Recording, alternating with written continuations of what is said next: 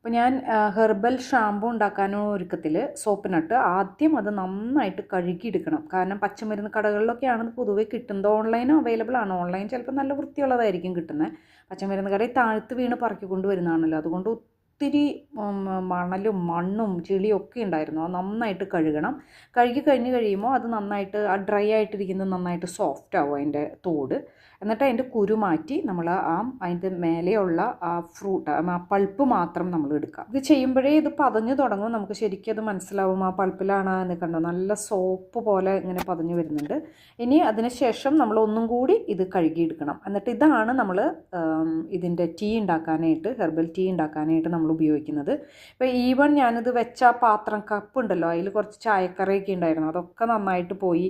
അപ്പോൾ ഞാൻ ആലോചിക്കായിരുന്നു എന്തുകൊണ്ട് നമുക്ക് ലിക്വിഡ് ഡിഷ് വാഷ് ലിക്വിഡായിട്ട് ഇത് ഉപയോഗിച്ചുകൂടാന്ന്. കാരണം ഒത്തിരി പേർക്ക്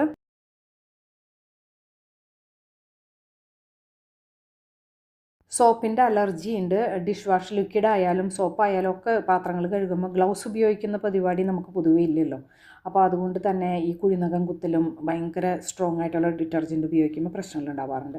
അപ്പോൾ ഇതൊന്ന് തിക്കൻ ചെയ്തെടുത്തിട്ട് പ്രിസർവേറ്റീവ് ആഡ് ചെയ്ത് കൊടുത്തു കഴിഞ്ഞിട്ടുണ്ടെങ്കിൽ നമുക്ക് സുഖമായിട്ട് നമുക്കിത് ഡിഷ് വാഷ് ലിക്വിഡായിട്ട് നമുക്ക് ഉപയോഗിക്കാനായിട്ട് പറ്റും.